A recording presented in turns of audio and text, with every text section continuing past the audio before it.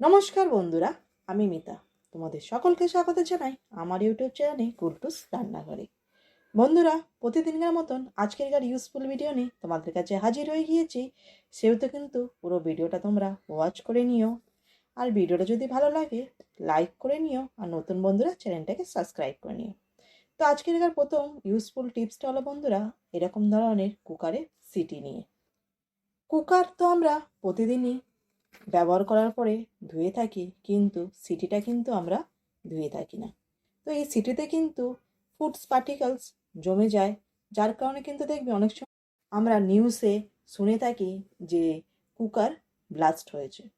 তো তার কারণ হলো বন্ধুরা, এরকম ধরনের সিটিতে ফুডস পার্টিকেল জমার কারণে ঠিক মতন হাওয়াটা না বার হওয়ার জন্য কিন্তু এটা হয়ে থাকে। তার জন্য দেখো কুকারের আমি সিটিটা খুলে তোমাদেরকে দেখাচ্ছি, এতে কতখানি কিন্তু নোংরা জমে থাকে। এতে দেখো বন্ধুরা কতখানি নোংরা জমে আছে। এবার আমি কি করব, একটা পাত্রে একটু গরম জল নিয়ে নেব, নিয়ে এই সিটিগুলো খুলে এইভাবে কম করে 5 থেকে 10 মিনিট একটু ভিজিয়ে রাখবো। রাখার পরে দেখো এখানে নিয়ে নিচ্ছি একটা আমি ধূপের কাঠি দিয়ে কুকারের সিটির এই ফুটোগুলো এবং কুকারের দেখো ভিতরে এইভাবে কুকারের যতটুকুনি ফুটো বা ভিতরে নোংরা জমে আছে এই কাঠি দিয়ে কিন্তু পরিষ্কার করে নেবো। তো পরিষ্কার করে নেওয়ার পর দেখো বন্ধুরা, এতে নোংরাগুলো কিন্তু এই জলেতে কিন্তু দেখা যাচ্ছে। এবারে স্কচ ব্রাইট আর সাবান দিয়ে কুকারের সিটিগুলো ভালো করে মেজে পরিষ্কার করে তারপর তোমাদেরকে দেখাচ্ছি। তো এখানে দেখো বন্ধুরা কতখানি কিন্তু সিটিগুলো পরিষ্কার হয়ে গিয়েছে। এইভাবে কিন্তু বন্ধুরা মাঝের মধ্যে কম করে 15 দিন 1 মাস অন্তর যদি আমরা এভাবে কুকারের সিটিটা যদি পরিষ্কার করে নিই, তাহলে কিন্তু যে কোনো রকমের দুর্ঘটনার হাত থেকে কিন্তু আমরা বাঁচতে পারি। পরবর্তী টিপসটা হলো, এখানে নিয়ে নিচ্ছি একখানা বোতলের ঢাকনা। বোতলের ঢাকনাটা চাকু দিয়ে আমি প্রথমে কেটে নেব। তো আমার হাতের দিকে তোমরা লক্ষ্য রেখো, তাহলে কিন্তু তোমাদের বুঝতে সুবিধা হবে আমি কীভাবে চাকু দিয়ে বোতলের ঢাকনাটা কেটে নিচ্ছি। চাকু দিয়ে কিন্তু খুব ইজিলি বোতলের ঢাকনাটা কেটে নেওয়া যায়। একটু চাপ দিয়ে দিলেই কিন্তু দেখবে ঢাকনাটা কেটে নেওয়া যাচ্ছে।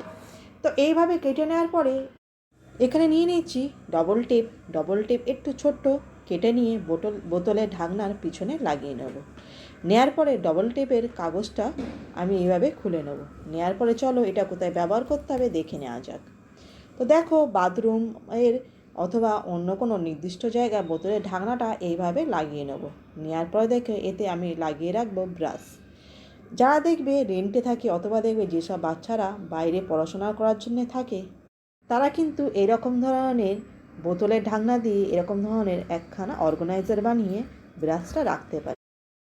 পরবর্তী টিপসটা হলো বন্ধুরা, এরকম ধরনের কন্টেনার নিই। এরকম ধরনের কন্টেনার যেগুলো সাদা কন্টেনার, এয়ারটাইট কন্টেনার হয় না, এইরকম ধরনের কন্টেনারে দেখবে কিছু রাখলে কিন্তু সেগুলো কিন্তু তাড়াতাড়ি নরম হয়ে যায়, তাড়াতাড়ি কিন্তু খারাপ হয়ে যায়।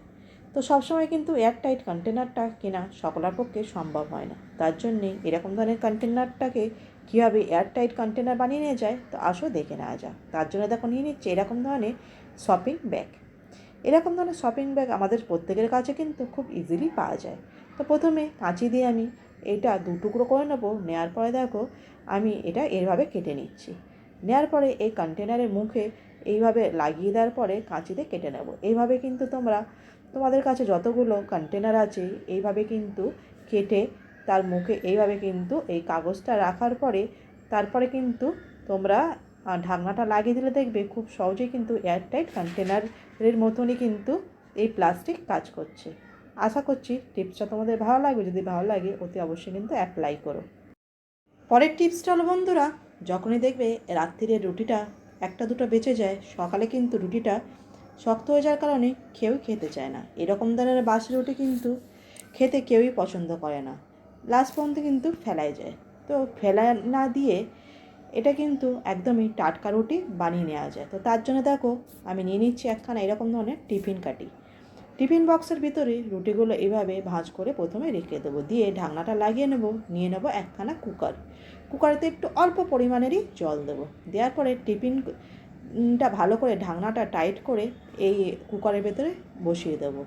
দিয়ে কুকার ঢাকনাটা লাগিয়ে গ্যাসের ওপরে বসিয়ে দেবো। এবার দেখবে কুকারটা একটু যখন গরম হবে আর কুকারের থেকে যখন দেখবে এই টিফিন বক্সটা নড়ার আওয়াজ আসছে তখন কিন্তু গ্যাসটা বন্ধ করে দেবে, কুকারের সিটি কিন্তু লাগাতে লাগবে না। তো এবারে গ্যাসটা বন্ধ করার পরে রেখে দেবে ঠান্ডা হওয়ার জন্য। একটু ঠান্ডা হয়ে গেলে কুকারের ঢাকনাটা খোলার পরে দেখো টিফিন বক্সটা বাইরে বার করে তোমাদেরকে দেখাচ্ছি কত সহজে কিন্তু আগের দিনকার যে রুটিটা ছিল, বাসি রুটি ছিল তার পরের দিন, এই রুটিটা কিন্তু একদমই কিন্তু টাটকা করে নেওয়া যায়। রুটিটা কিন্তু একদমই যেরকম রুটি আমরা গরম গরম বানিয়ে থাকি সেরকমই গরম গরম রুটি আর খুব সফট রুটি হয়ে যাবে। একদমই কিন্তু কাউকে দিলে বুঝতে পারবে না যেটা এটা বাসি রুটি। পরবর্তী টিপসটা হলো এরকম ধরনের বেলন আর চাকিনি। যেহেতু শীতকাল সেহেতু দেখবে বেলন চাকিটা ঠান্ডার কারণে কিন্তু নরম হয়ে থাকে, যার জন্যে এতে কিন্তু যখনই আমরা রুটি বেলতে যাই দেখবে বেলার সময় রুটি পরোটা কিন্তু এই চাটুতে বেলনেতে বারবার খালি আটকে যায়। তো তার জন্যে যখনই তোমরা রুটি বানাতে যাবে তখন প্রথমে চাটুটা এভাবে কিন্তু আমরা গ্যাসেতে গরম করতে রাখবো তখন এই গরম চাটুর ওপরে প্রথমে বেলন আর বেলন চাকিটা একটু গরম করে নেবে। তো দেখো এখানে বেলনটা আমি গরম করে তোমাদেরকে দেখাচ্ছি। বেলনটা যে ভিজে ভিজে ভাবটা ছিল রুটির চাটুর ওপরে কিন্তু দেওয়ার পরে পুরো শুকনো হয়ে গিয়েছে। তো এইভাবে রুটির বেলন আর চাকলিটা কিন্তু তোমরা এইভাবে প্রথমে গরম করে শুকনো করে নিও, আর তারপরে যদি এর উপর রুটি পরোটা বেলো তাহলে দেখবে কিন্তু যে সমস্যাটা হয়ে থাকে রুটি পরোটা বেলার সময় সেই সমস্যাটা কিন্তু হবে না, খুব ভালোভাবে কিন্তু তোমরা বেলে নিতে পারবে। পরবর্তী টিপসটা বন্ধুরা, যেহেতু দেখো শীতকালে কিন্তু ঠান্ডা লাগার কারণে অনেক সময় দেখবে আমাদের কানেতে ব্যথা হয়ে থাকে অথবা কানের চারিদিকে কিন্তু ঠান্ডা লাগার কারণে ফুলে থাকে। এইরকম ধরনের পরিস্থিতি যখনই কারোর সঙ্গে হয় সঙ্গে সঙ্গে কিন্তু ডাক্তারখানায় যাওয়াটা অনেক সময় সম্ভব হয় না। সেই সময় কিছুক্ষণের জন্য অথবা সেই সময় সঙ্গে সঙ্গে এই কানের ব্যথাটা কমিয়ে নেওয়ার জন্য এখানে দেখো নিয়ে নিয়েছি আমি ভিক্স আর একটু তুলোতে এবার ভিক্স একটু লাগিয়ে ভালো করে তুলোটা ভিক্স দিয়ে ভালো করে লাগিয়ে নেব।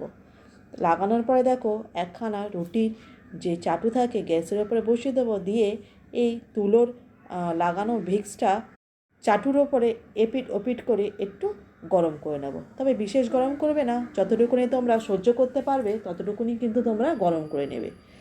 তো এবারে হালকা গরম করার পর দেখো কানেতে এইভাবে দিয়ে দেবো, তবে কিন্তু বেশি কানের ভিতরে দেবে না, কানের সামনের দিকে করে এইভাবে রেখে দিলে কিন্তু দেখবে কানের যে ব্যথাটা হচ্ছিল সেই ব্যথাটা কিন্তু ধীরে ধীরে কিন্তু কমে যাবে। তারপরে কিন্তু বন্ধুরা তোমরা ডাক্তারের কাছে গিয়ে কানটা দেখিয়ে নিও। এরকম ধরনের এমার্জেন্সি পরিস্থিতি যখনই তোমাদের সামনে এসে থাকবে এই টিপসটা কিন্তু তোমরা ফলো করে নিও। টিপসটা কিন্তু খুবই কাজের টিপস, তো একবার ফলো করে নিও তাহলে কিন্তু বুঝতে পারবে টিপসগুলো খুবই কাজের।